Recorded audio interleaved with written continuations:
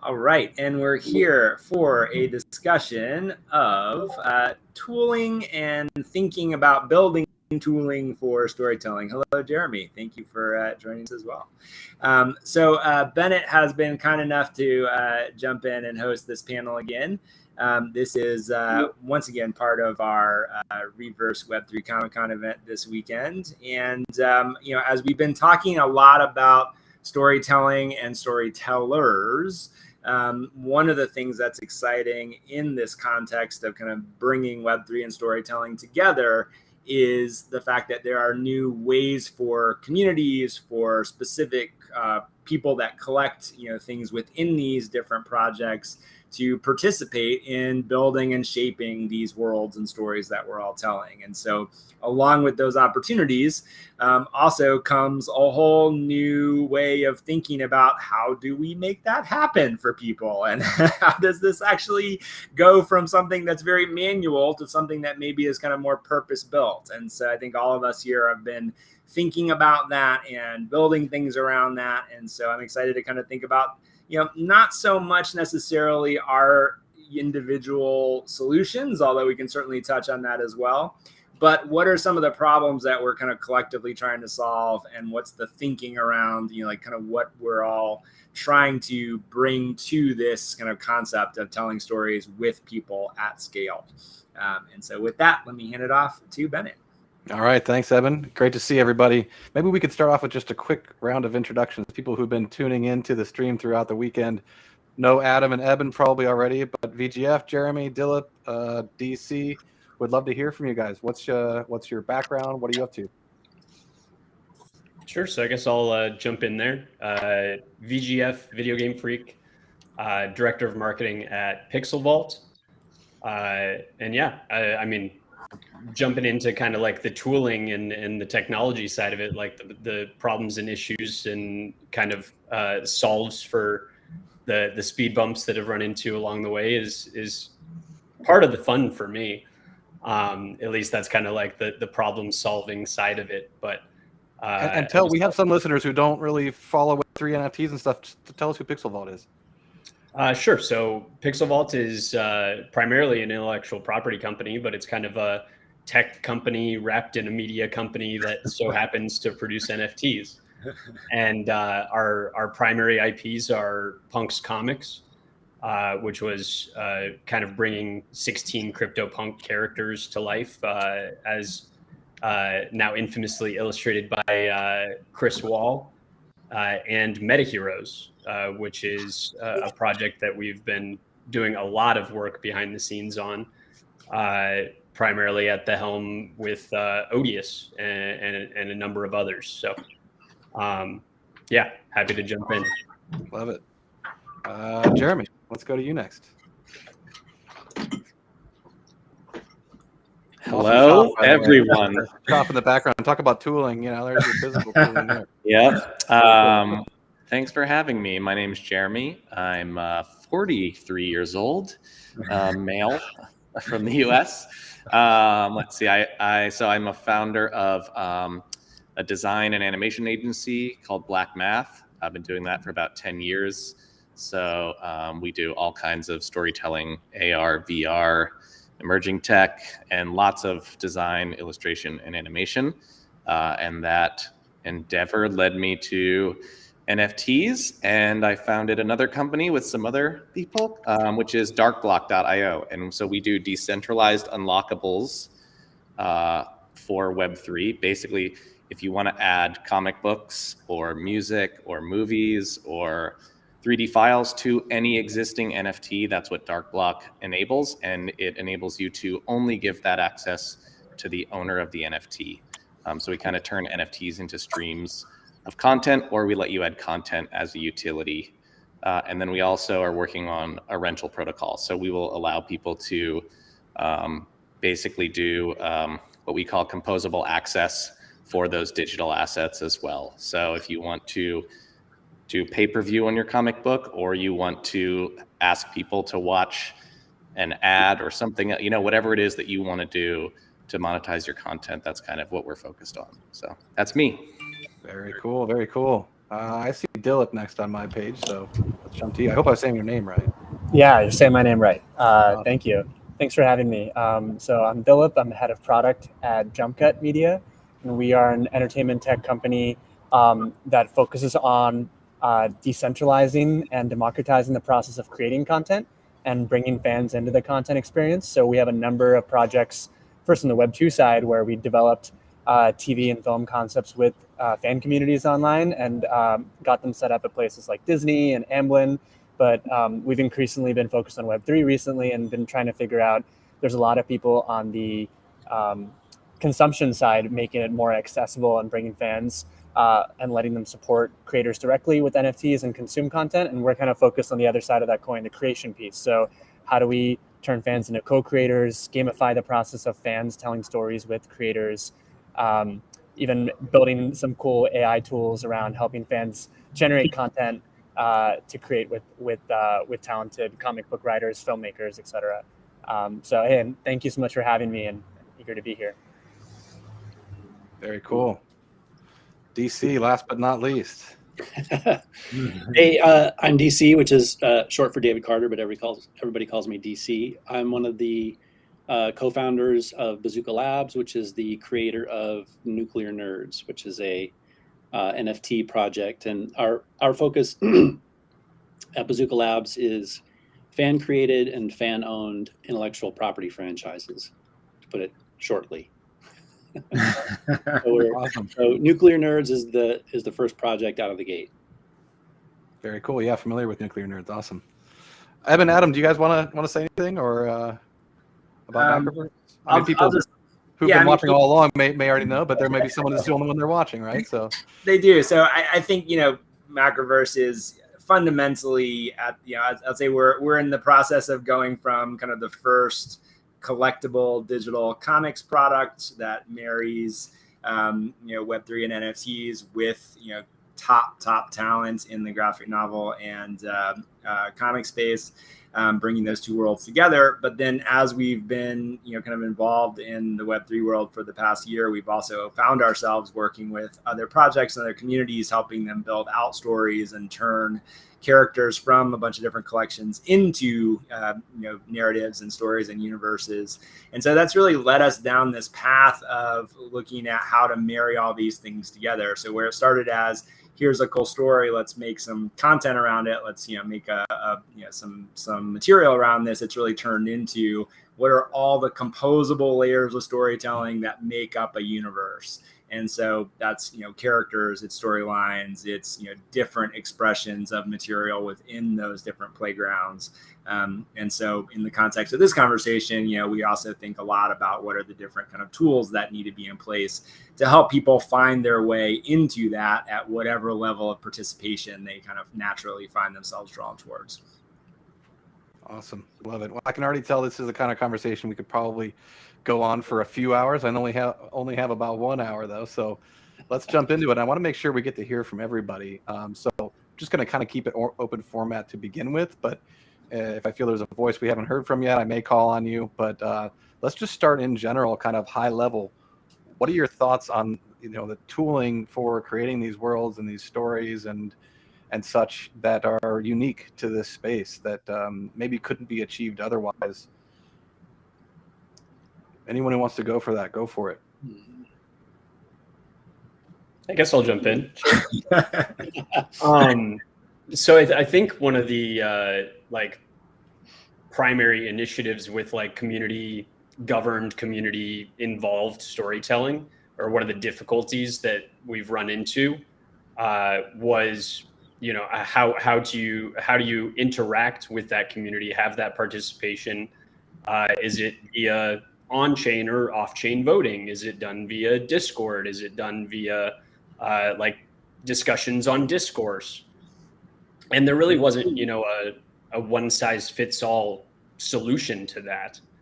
And then you bring in layers of a snapshot and discourse as a Discord and discourse as communication platforms, and there really wasn't a perfect fit of a suite of tools that fit the needs that we had in trying to have a community governed what is now a gaming platform in Meta Heroes. And in this kind of community involved storytelling process, we took it upon ourselves to then go out and build our own. Necessity is the mother of invention, right? I mean, kind of. And so I think that that's kind of a unanimous strategic decision. I'm sure other guests on this panel will echo that regard, that it is somewhat of a strategic decision of how to approach that. Like, do you have your community that lives on Discord that's making these decisions via a polling bot, or are you involving Snapshot, or are you doing on-chain governance or what have you? And so I think it's a rather unique challenge in Web3 of like not only how to involve your community and get their involvement and participation, but then what are the methods that you leverage to collect that. And so and synthesize it, right? I mean, you can collect it into one big kind of lump of information, but how do you synthesize that information and do something with it, right? Yeah, can you talk, you said you guys built your own. Can you talk more about like what that specific, so you built like a project manager that turns the community into the client, or turns the community into like can you tell us more about what you mean when you said that? Like you built your own? Yeah, so in regards to MetaHero in particular, it's a product called Prism, which I was gonna say, if I can share my screen here. There. So this is for the DAO, actually, for UpDAO, the United Planets DAO. But essentially, it's a custom ground up tool that we developed basically to govern the community gaming platform.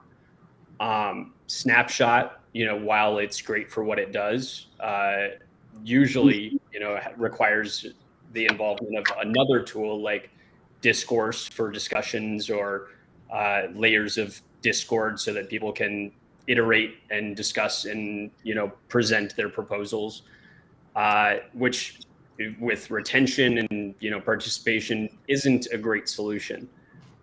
So we did one that basically did it all, whether it be governance proposals for each individual planet and the UpDAO, which kind of works like state and federal government type deal, propose or like presenting the entire UpDAO treasury, along the assets it holds, more information about each of the individual planets and their DAOs, where you can find more information and acquire those tokens if you'd like to. But this is kind of a lot of what our focus has been for the last 6-8 months, is building out the infrastructure that goes and kind of lays the groundwork for everything else we hope to do in the coming months and years. Very cool. I'm just going to leave that question open. So, again, staying high level, we can drill down further, but other tooling things, and maybe Jeremy, you want to speak to Darkblock perhaps on? Yeah, I can definitely talk about our tooling. So yeah, I can share my screen too if you want, real quick, and just give you a quick demo. Let's see, how do I do that? Yes. Plus local video. It's a little monitor with an arrow on it. A little monitor with an, oh, there it is. Sorry. Guys, I'm so old and bad at things. All right. Cool. Yeah. I can definitely talk about what we do. So again, like content gating is not new. It's been done for Web 2. People have gated Web 2 stuff forever, but we believe that content should be completely portable. We believe that the curation economy will allow people in the future to sort of like place things in different places and take part in the monetization of distributing content that you think is awesome, or that you buy into, whatever. So on our website, you can go to our app, for instance, and we support multiple chains. So you can connect with your wallet. Watch me do it. So we support Ethereum, Solana, Polygon, Avalanche, and Tezos right now. But more chains are always in the works, especially if people ask for them for specific reasons. So if I log into my Tezos wallet here, I can see this comic book example that I created on Object.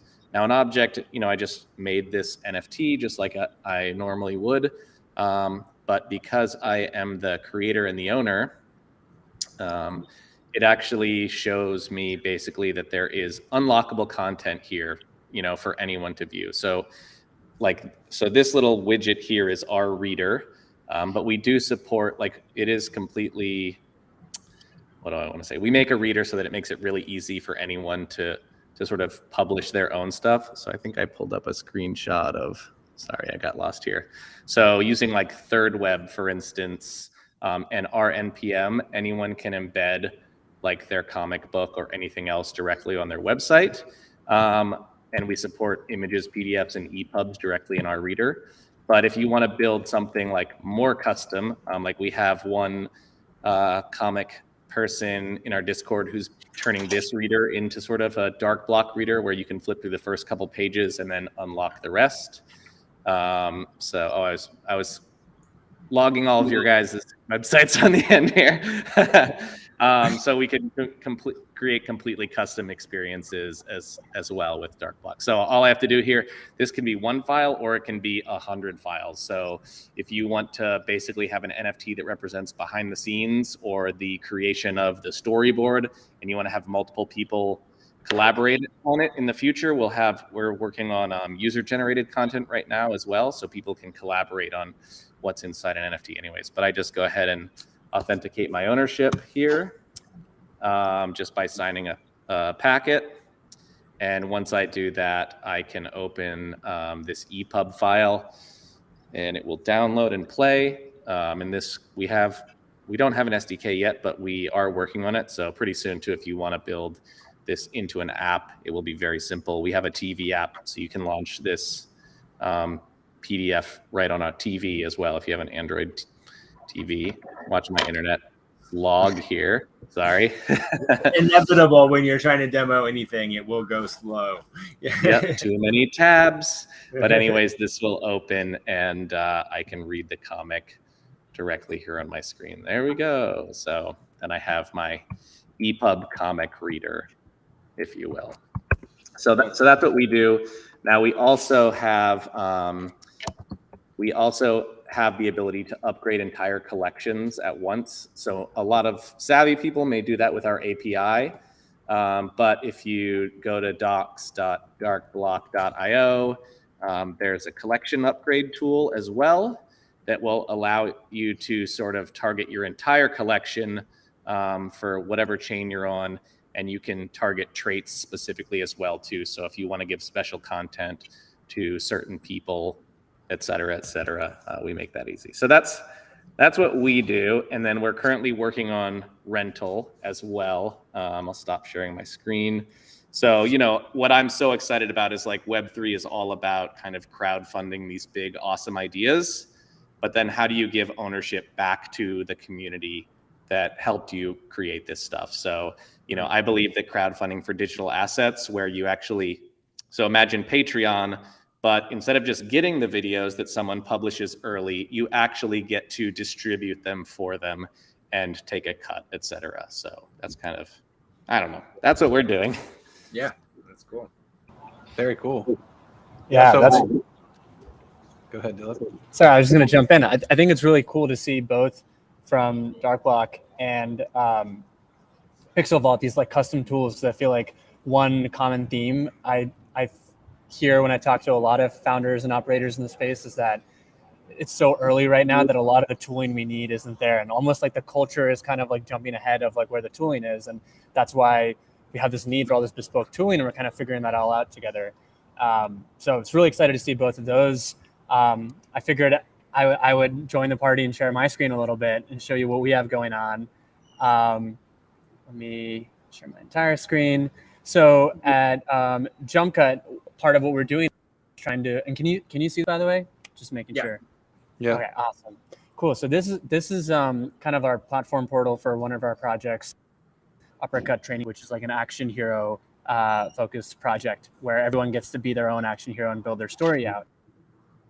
As we try to do a lot of lore building in Discord with various communities we've worked in, but we were starting to hit a lot of pain points and wanted a bit more. So we have this gamified platform where we've created all this quests and this like back-end moderation tool for people to submit in like small bite-sized ways things about their character that can help build out their character's backstory and lore and all of that. And I thought one thing that would be particularly fun to maybe demo live would be, we found that it was tough for people sometimes to start with just a blank canvas and come up with lore when they weren't like a talented writer who had a lot of experience, with the difficulty of confronting a blank page. So one of the things we built was this AI story generator.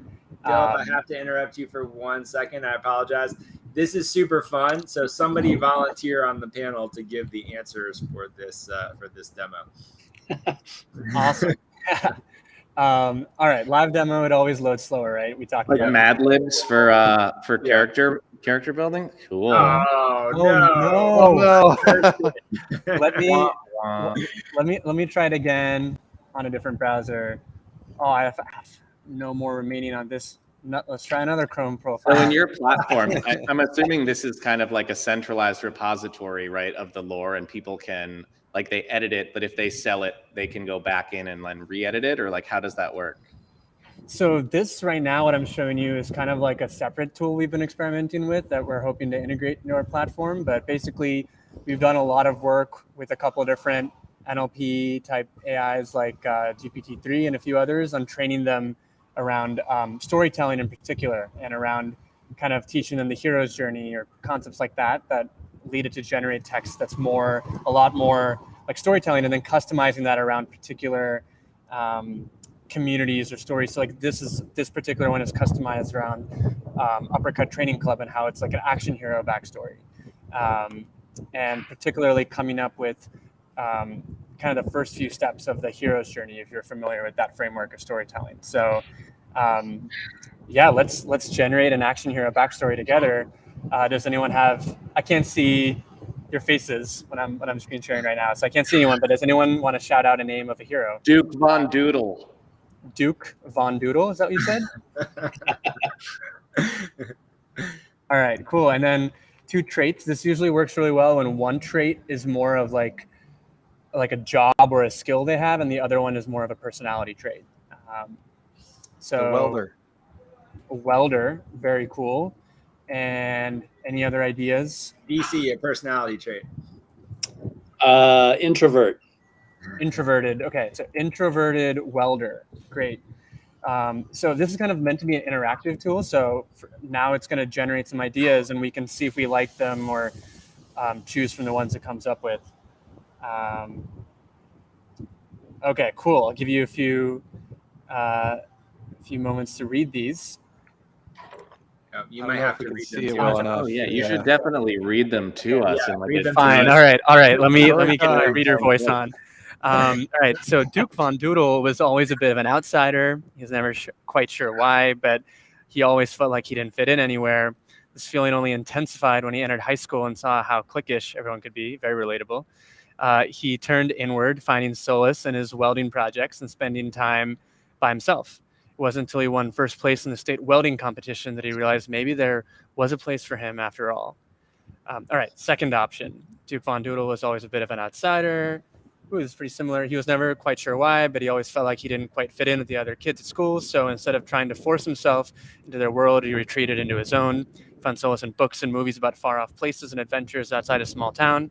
This is where he first found his love for welding. Watching documentaries about welders working on massive projects and creating things that would last long after they were gone sparked something inside of him. From then on, Duke dedicated himself to learning everything there was to know about welding, and eventually he became one of the best welders in the country. All right, awesome. Which, option 1 or option 2? What do we think? I'm going with 2. 2? Okay, sweet. All right, so we've chosen option 2. All right, now we get to an inciting incident in a hero's life. So if you're familiar with the hero's journey. This is like their call to adventure, and they're presented with some kind of challenge that they have to overcome. And some of these are more generic options, like they're mysteriously arrested for murder they did not commit. I don't know if that applies to Duke's story here, but does anyone have any creative ideas for kind of an inciting incident in Duke's story? This is all you. Caught in a car crash. Duke is caught in a car crash. Okay. To clarify, I'm not part of our creative team. I want to take this. That would be a very valid one. I'm trying to think of one that involves welding because I feel like the story might. How about his personal welding project is stolen? There you go. Duke's welding project. Yeah, personal. Or his welding sculpture. Or his equipment. What about his equipment, his welding Oh, equipment? okay. Which ignites his thirst for rabbit blood. All right, I'm gonna try to not go too rated R with the content here. So maybe let's stick to is mysteriously stolen and see what happens next.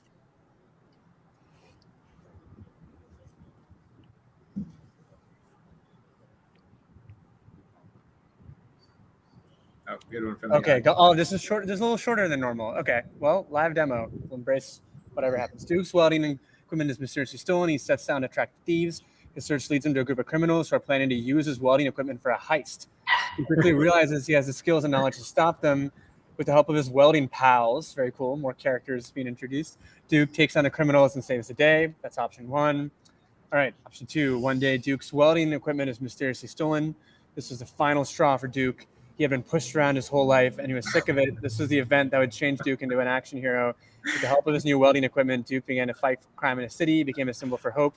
People were living in fear, and finally, Duke felt like he belonged somewhere. Got it. Okay. Fighting crime with a torch. I never knew I wanted a welding-themed heist movie before, but now I definitely want to see Yeah, one. pretty sold. Pretty sold. I love All right. it. They're both good. I don't know. I like the heist piece. Yeah, let's stick with number one. And then we just combine this into like a single story that folks can share out. So this is like a log line kind of. It's a little longer, I guess, but you give the backstory on us, what's going on. Yeah. In a few Exactly. commands. That's That's cool. really cool. Yeah. So yeah, it was fun to test that out with y'all live. We're kind of working on building this into a core gamified platform that I showed you at the start, and also we're kind of like eager to work with new communities on seeing like what else we can come up with other than action hero backstories, even though that was a ton of fun. So yeah, thanks for letting me share that with you. Very cool. DC, if you have any tooling that's specific to you guys you want to share, go for it. Yeah, I want to queue up our next question as well so we can kind of flow into that too. So I'm just, as I'm watching all this, I'm thinking, I feel like this space has just like fostered so much creativity in people, or like allowed them to bring it to the surface where they otherwise might have hidden it. So the next question, love to see the tooling you're working with, DC, and then let's go into this question around how are we helping people understand how to use these things, especially in a space with low attention spans. How do we get people to engage and help them, help take advantage of these tools, whether for their own project or just for personal use in your projects? So when we created Nuclear Nerds, the whole point for us was it's all about storytelling. We want to create with the community a complete origin story of these nerds from beginning, middle, and end, and then where it goes from there is anybody's guess. But storytelling is three things: characters, plot, and story. Plot and story can kind of be interchangeable. So for us, the technology that we're using is actually very simple, and it's in the service of allowing nerd holders to create backstory for their nerds, which is really just a token gated system, more or less. So it just checks to make sure that you have a nerd, and then it will show you on the website which nerds you have. You can choose which nerd you want to write a backstory for. So that's one section of it. And the other section of it is we've broken down the origin story into what is essentially 13 chapters that sort of mirror the sequences in a movie, that mirror the 12, 13 episodes of a TV show, so to speak. And as we progress through each of those chapters, we have a set of story prompts that we put out to the community. And so it's like, one of the very first ones was, we have our two main characters. What are their names? What is their relationship with their parents, et cetera, et cetera. And as we discussed earlier, and for the people that don't know, Nuclear Nerds is a darkly comedic story. It involves nuclear Armageddon, and it's we sort of describe it as, Zombieland meets Deadpool, sort of a vibe. But so we put these prompts out to the community on the website. Again, just, you connect your wallet and it checks to make sure you have nerds or a nerd. And then you can answer the 5 or 6 prompts, whatever crazy idea that you want to throw in there. And then that window is usually open for about a week. And then we take those. It's a manual task where we sit down and we go through all of the prompts, and then some of them we combine, some of them we are perfect as they are, and we then put the best 5 or 6 forward to the community for voting. And so then the voting happens. That's open for about a week. And then we take the winning vote and we incorporate that into the script for that particular chapter, which takes the form of a comic book in the near term. And again, as we talked about earlier, the comic books for us are less of an end product, even though they're fully illustrated, fully written, you can read them. But it's more to serve as a blueprint for how can this story go out into the larger world outside of the NFT space, and thereby hopefully bring more people into the NFT space. So everything that we're developing from a tech standpoint is really simple, and it's just to help people write about their characters and help as a community write the story that we're all developing together. So we're, again, Hot Shave and myself are creative people. We're not tech guys. So the way we're approaching it is from a creative standpoint, and any technology that we bring in is in service of the characters in the story. Yeah. To the question that you just asked a second ago. So it's a really good question. And one of the things that it was really interesting to see, is it Dilip? Am I saying it right? The hero's journey is like the classic, sort of structure for certainly superhero movies. And there are many others. And so one of the things that we try to talk about in the Discord quite a bit, or even on, we have a weekly Twitter space called Wasteland Wednesdays, and we just try to put resources out there for the community that, can help them become better writers, help them better understand character, help them better understand, the elements of story. And it's more of sort of those kind of resources. And there certainly may be a tech way, which is what you guys are doing, which is pretty cool, to bring that into the process. Yeah, very cool. Love it. Other thoughts? Again, we've seen some really cool platforms, technologies you guys have created out of either necessity or inspiration. But as we know, attention spans are famously thin in the NFT world. So what kinds of things have you done to both encourage use and then help people understand how to make the most of the things you guys are building? I'll just jump in one other point. We sort of have this working model that we think about in terms of creating experiences in this sort of this Web3 entertainment experience for the nerd community, and that it's sort of based on this. It seems like a workable model. Like we've pursued a lot of creative projects over our careers, and it sort of tends to work out that the size of your audience is inversely proportional to the level of engagement required or offered. So in other words, if you look at the Marvel universe, there's a giant audience of people that go spend their money and watch a movie in a theater, and that's it. And then as you work down, then there's the people that buy the Marvel comic books. Then there's the people that go online and write the fan fiction. Then there's the people that go to Comic-Con and dress up as so as you go down, that the more engagement, that the audience shrinks. And so in our minds, it's important to figure out what are the things at all levels that we can do with the tools that we have that can engage all of those audiences all the way down. Because, I mean, truthfully, the number of people that, every time there's chapter prompts and voting, that number is considerably smaller than the total number of people that own nerds. It's always going to be that way. And so what are the things that we can do, at a broad level with Twitter, OpenSea, other places that speak to a larger audience, that a more passive audience, all the way down to giving people the tools to like really jump in and write the story with us. Yeah. So it's always a thing that we're trying to solve. I think we're all trying to solve that. I think like one thing interesting there is like, so you mentioned like the audience gets smaller and smaller, the more like engaged they are, and the folks like logging in and like submitting these story prompts, it's a much smaller pool. I think one thing we think about a lot at Jump Cut is what are the barriers of entry to get to that stage? And like, not everyone's going to want to do it, but do you have the right mix? Like one thing we think about is like, if you put it behind a lot of like Web3 tooling and stuff that you have to be in the Web3 space a while as a fan to be able to finally access, does that line up with also the same kind of people who are in it for like the creative reasons versus like testing out Web3 or technology or investing related reasons, right? And I think like that manifests itself in one way for us where like we think about, what do we keep on chain versus off chain?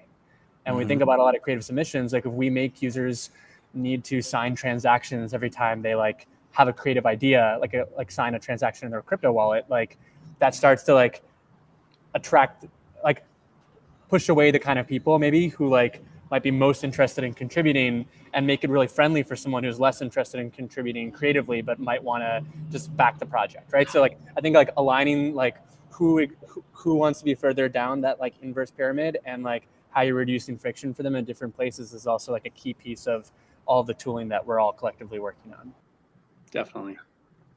Yeah, I'm gonna chime in here for just a second, because I think we're all it's awesome, because I think we all have constructed a sort of point of view that is similar, and then kind of my own mental model for that is thinking about this kind of spectrum of participation that people are going to follow along, and kind of very much to DC's point, kind of where the biggest side of that is your kind of Netflix subscriber, or your social media scroller, where the biggest audience is always going to be the most passive side of that spectrum. So you've got people that are very happy to pay their kind of $10 a month or access free content for just the experience of consuming. And a lot of those people will be very happy to always live on that side of the spectrum. And then I think you'll have this kind of smallest audience, but the most engaged audience, which really care about governance and ownership, and like really wanting something to say about this thing. And so, in a pre-Web3 world, I think the magic of this evolution is that those would just be super fans. But now you can actually have people that really do have some sort of genuine stake and ownership and governance over some of these things. And so finding kind of like that whole spectrum of participation for people to land on, and finding a way to build tools that allow people to kind of find their natural access point and then move along that, to me is kind of the driving thinking around like how we're talking about building tools. And for us, when we think about building tools too, it's like there's a set of tools which are like, okay, we think we understand some of these things that make sense to actually build in code, like build in a platform setting, and some of that again sort of maybe behind a wallet login or a more traditional means of access. And then there are other things which are more theoretical, of like, this is still kind of testing, figuring it out. And like some of that stuff I think makes sense to really do very manually in the kind of classic, things that don't scale, scenario, to just see like, okay, if we put up a channel in Discord and we give people this kind of suggestion on how to utilize, this system, do people engage with it? And if they do, what kind of feedback are they looking for? And so then that starts to inform product decisions around, okay, this is a particular way of working with storytelling or with creating backstories for characters, or like, where do people naturally write when you say, tell me a story about your character, is there a common thread of like what people, write about that, how they respond to that kind of suggestion? And then does that start to suggest, oh, there might be a particular way of prompting a different response, or an additional response, more engaging response, and kind of moving people through that process.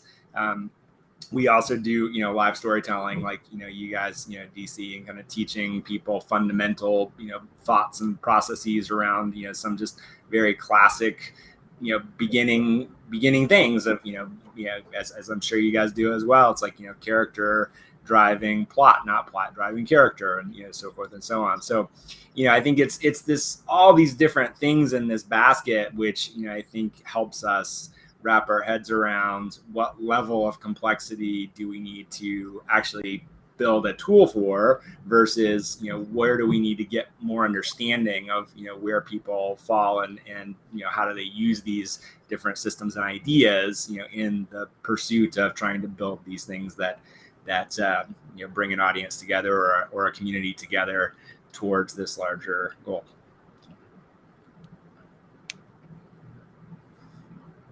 That's my soapbox on that. Yeah. Other thoughts? So we're in the Web3 space, right? Which means people are kind of expecting airdrops and free money and stuff like that. And so, in lieu of being able to have an infinite supply of that, any other thoughts on ways to encourage engagement, participation, involvement, or does it have to just kind of happen naturally, and that's that's the way it is? Well, so I would say I'll add something there. One thing that we've been really experimenting with at Pixel Vault, I was gonna say, Eben touched on this rather well, but experimenting with the types of engagement, even within the existing community, whether it be entirely passive, airdrops that there's absolutely no involvement required from the holder, to free claims, or allow list and paid mints, and kind of segmenting the level of engagement required from the community to participate. Our core meta heroes are kind of famously now airdropped to holders of unminted mint pass ones. So one of the most premium collectibles in the ecosystem, essentially given away for free. Mm-hmm. And then you kind of triage your way down to certain holders being allow listed, or via VRF in certain cases allow listed, and given the opportunity to mint if they so choose. And to me, that's rather interesting. It's kind of like, not only are you like within your existing community, even kind of getting into like the nuance and minutia of it, giving your community like the opportunity or option at what level they would like to participate. And obviously for those that are like the most fervent and the most engaged, you hope to have more and more people follow down that inverse funnel, and get more involved with your ecosystem, which is where we've more recently focused more on kind of the education, and kind of the content. Like, yes, there's the creative content, but then there's also the educational content, and how you inform and educate not only your existing audience of how they can get more involved, but those that are outside of your community as to why they want to get involved. Mm-hmm. And I think that's kind of a creative process in its own right, just maybe not in the same storytelling sense as the rest of the comics and the lore maybe. Mm-hmm. Yeah, 100%. One of the ways that we're sort of approaching it with the nerds is that for anybody that's written a story, it takes time, and something that takes time is not generally appreciated in this space that moves in the blink of an eye. And so one of the sort of things we've been trying to address is, okay, knowing that it's going to could take up to 12 months to write the complete origin story for the nerds. So what do we do there's obviously the prompts and the voting, at every chapter, but what do we do in addition to that to keep the community engaged and to have fun? And I think fun is probably the key word there, because when we set out to do this, the initial thought was, can we tell a narrative story using NFTs? And I think to some degree you can. So what is happening with nerds is, as the story progresses, you as a nerd holder, to a degree, mirror from an NFT standpoint what's happening in the story. So for example, at some point in any story, there's a villain. So we're going to meet the villains. So as a nerd holder, you meet the villains, you figure out, what does that mean for the story? And there are other things along the way that the characters in the story will have to go through, obstacles they'll have to overcome, treasures they'll have to, that they come into possession of, etc.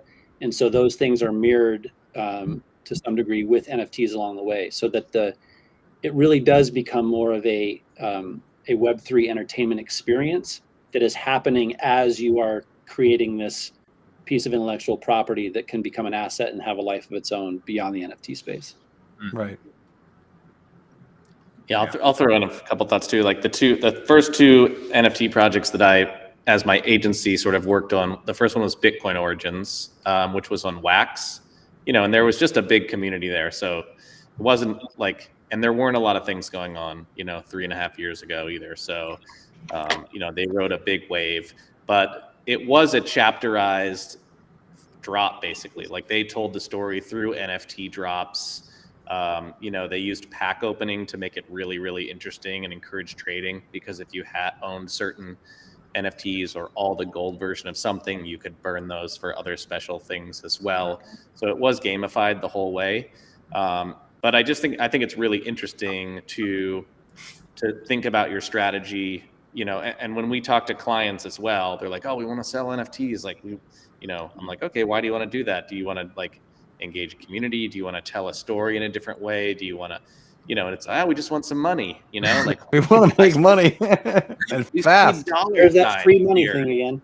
Yeah. I mean, of course, right? But to me, I really love that idea of telling a story through chapters, and I don't know if I have the patience to engage a community in storytelling with me. I maybe that's a character flaw of mine, but I definitely love the idea of telling and sort of continuing to create and have these deadlines.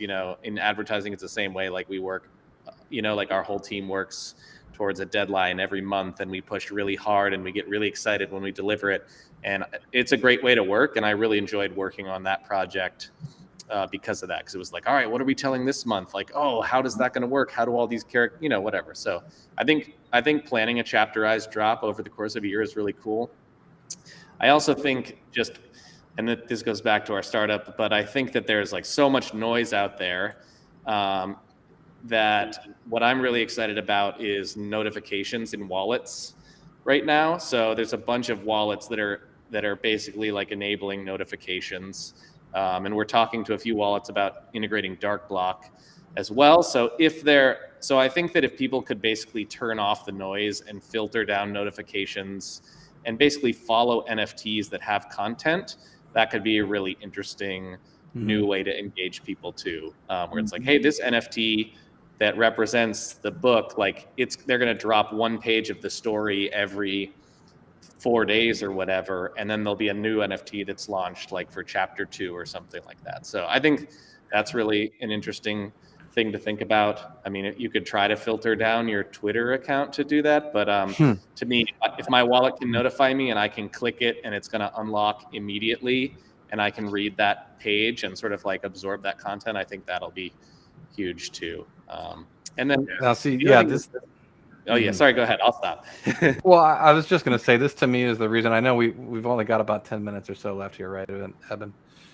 But to me, this is the reason why entertainment is the most logical use case for NFTs, because I think at a certain point, we as a community, and and I mean the overall NFT community, Web3 community, have to evolve from this. I'm excited for the next announcement from such and such project, not because I think the floor might go up as a result, but because I like it.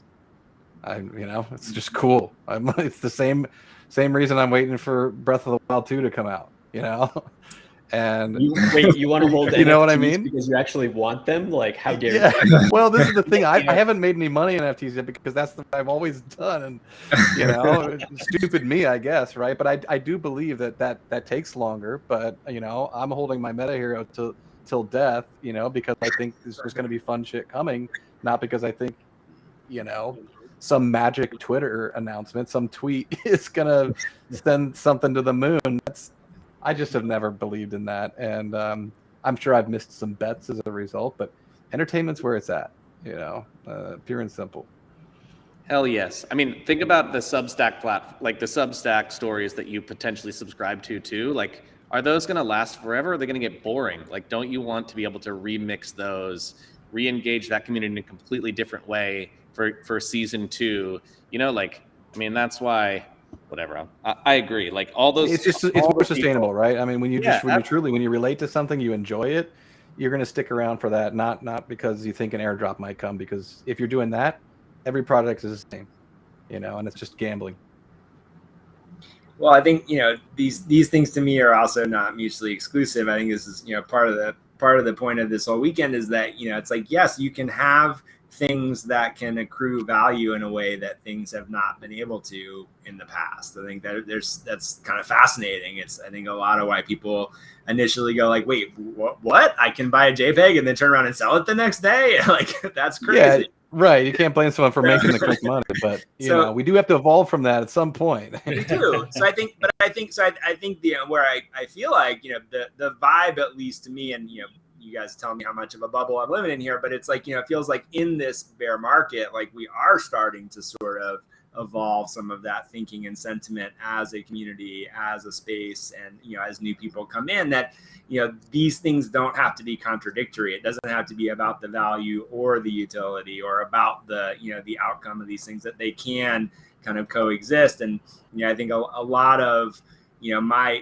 I was a comic collector. I have lots of things that I've never opened. I have comics that are very valuable that I bought when I was, 14 or whatever. No, so they're not. Like, they're not. You just think they're valuable. I tell my wife mine are valuable too. Some of them genuinely are.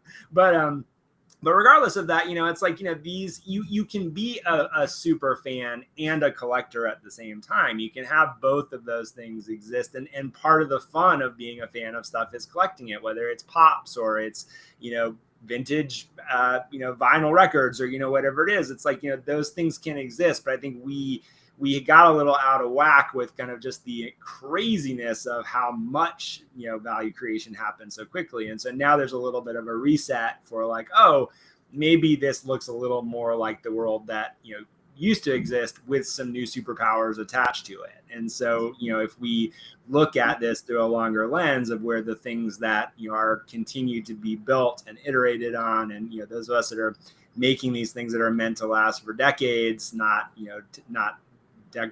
seconds, that there is a huge opportunity for value creation for people at every level of participation. But I think that, the time horizon for that can be extended. The ability to have people go along for the ride can actually be more fun and exciting if the expectation shifts a little bit to like, oh man, I get to be a part of something that I may never have had the opportunity to be a part of before. And if we win, we really all win, as opposed to like, I just get to sit on the sidelines and hope you give me something that I like. So I think that's the future I hope we're all building towards. And, certainly what I tell myself to be excited every morning. So, I mean, to that point a little bit, I think one of the most powerful things that we have in the nerd community is every time an issue of the comic comes out, the inside cover, even though it's digital, says story by, and then it's got every person in the nerd community who has contributed to the story, as well as just nerd holders. And when people see that, I think it's like this sense of pride that you had something to do with this thing that is out in the world that other people are consuming. Yeah. Every time we put the new issue out, I'm just personally really proud that, this is a community effort and all of these people have contributed in some way, shape, or form to the direction of this story. I really see that being a thing that when my kids are 10 and 7, right? And I think when they're sitting in our seats in the future or whatever they're doing, it will be like, oh, well, yeah, of course it's like that, And maybe that's not how all entertainment properties will be built, but I think we're at the start of something that will be commonplace in the future because it just makes sense. Everybody wants to feel like they're part of something bigger than themselves. And what better to have that involved in than a story, It's the stuff we've been storytelling since before we were even capable of writing language, Storytelling was the original way that we taught, and without getting too much on like putting this on a pedestal or whatever, I think it's innate, right? It's in our nature to do this, and so to be able to create these things together and prove it on chain, yes, I was there. my kids, when they hear me talking about it or whatever, they're just like, yeah, I want to do that too. It's a no-brainer to them because they're blank slates. Yeah. Well, and I think both Eben and DC kind of tapped into this, but one of my favorite aspects of broadly all of these like storytelling NFTs is somewhat like the collector curation dynamic that not only like to whatever degree you may have influence over the storytelling or kind of the meta game of like the reflection of your holdings is ultimately a reflection of like how you've played this collecting game. Mm-hmm. And that I do think that the consumerism collector aspect of it has some requisite repercussions around like lowering cost to a price of accessibility and broadening, your target demographics and your market audience. But I think ultimately what it comes down to is like, do people want to have and hold these items because they want to be a part of, because they want to be involved, that they want to be along for the ride and a part of this journey rather than just speculating that number go up. Right. I think that speculators definitely play a part in this ecosystem. And it will probably always will, right? And it's fine for that to be a speculative part. Appreciation will always be a facet of NFTs, inevitably, with everything being tokenized. Mm-hmm. But I think the end of the road there is that people will, like, because of that innate nature, people want to have and hold and collect. It's ultimately like, do I want to have and hold and be a part of these ecosystems? Yeah. Well said. 100%. Well, we should just a couple minutes remaining. So maybe, closing thoughts here. Closing thoughts, indeed. Anybody want to throw out some advice to aspiring creators that might be tuning in or watching this later on recording? Maybe that's a good place to close it up. Philip, I'm throwing you on the stage here. Advice to creators. I think one thing, as someone outside of all this stuff, I'm also like a creator myself. I'm a musician on the side. And I think like one really fun part about creating, I think, is like to not get swept up on all the Web3 space in particular, like, oh, there's all this money in it and it's tokenized and there's this platform, there's that platform. And I think it's just like find your people, make your friends. Oftentimes now it's like on Twitter and Discord or wherever they might be, and just like enjoy the fun of like creating for the sake of creating together. And now there are more tools than ever. There are more ways to find other people than ever. There are more things that lower the barrier to like the skill barrier to being able to make something you can share with your friends. So I think part of it is just like, as we on stage here on this live stream stage are like building all these tools and building all these communities and these stories, for just like a up and coming creator or for a fan, it's like make use of all these tools we're making, and it doesn't really matter which one or where or what's the best or how to optimize it, but just like find your community and start making fun stuff with them, and the rest will work out. So so true. Yeah, I mean, this space is so deep advice. and social. I really think NFTs are like social media on steroids. the connections that are made. Like, we're in this space together right now, and to me, like, you guys are my friends now, and if you don't want to be friends, then that's too bad. But but like, now I know you guys, right? And it's like this, I don't know, supercharged networking sort of effect that I see happen in the space. I've just never seen that really anywhere else. that really resonates with me too. Yeah. It's like I got into this because, like, yes, I saw the potential for it, but like ultimately I just wanted to do dope shit with cool people. Yeah. And if That's really what it comes down to. Yeah. Yeah. Yeah. And like the fact that I now have the opportunity to play and have fun with an incredibly talented group of people and connect with people such as yourselves, like that's a blessing for me. Yeah. And to those that are like, the question of how do you get involved, or like, what do you do from here?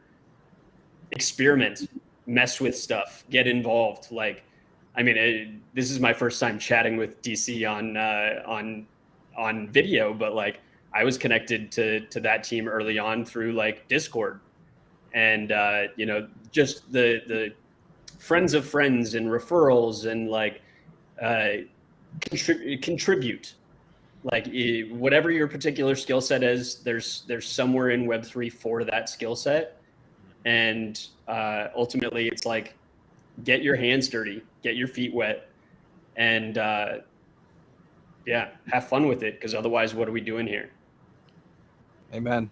Well said. Well said. Absolutely. Awesome. Well, All right, Evan, bring us home. Yeah, just real quickly before we wrap up, I just want to make sure everybody knows where to connect with everyone here. So just shout out your socials, or best place for people to connect or find more about what you're up to. BGF, back to you. Okay. So my name on here, VGFREAKXBL, on pretty much all platforms. Pixel Vault _, is the Twitter handle. And from there, you can get links to MetaHero _ Punks Comic, etc. But yeah, DM's open. Always happy to chat. And I appreciate y'all for having me. Awesome. Thanks for being here. Jeremy. Oh, yeah. I mean, I shoved my websites right up there at the beginning. I was like, I get that plugin. So there it is. Yeah, very good. That's very smart, you guys. Good job. Yeah. Platforms for storytellers. Yep. Just Jeremy at blackmath.com is my email if you want to email me. I'm not as good at Discord and Twitter, and that's okay. Maybe not. But yeah. Bennett, you posted for us a couple times today, which we very much appreciate. Where do people find you? Yeah, I just added to my name as well, but that's my @ on Twitter _BenExit or 0xben if you want to spell out the actual username. But Twitter's the best place to find me for sure. Awesome. Adam, you gonna tell people where to find you? Yeah, just Adam DPM on Instagram, or Macroverse Adam on Twitter. DC. Yeah.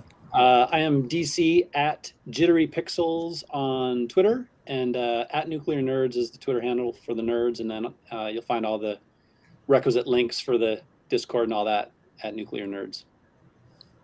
Dilla, we see. I added some stuff right now. So that's my Twitter handle, Dilla Basrajan. On Twitter, you can find me, and then I'm shouting out the project we're launching our platform, Women of Mystery .xyz, that just started. Or is about to start minting next week, and it's like writer's room passes to tell the story of this Twitter personality we've created from a World of Women NFT called Ava Morales as a detective, and we're going to be doing a lot of education on, like, as part of this like writer's room, on like teaching people how to break stories. So I had to shout that out.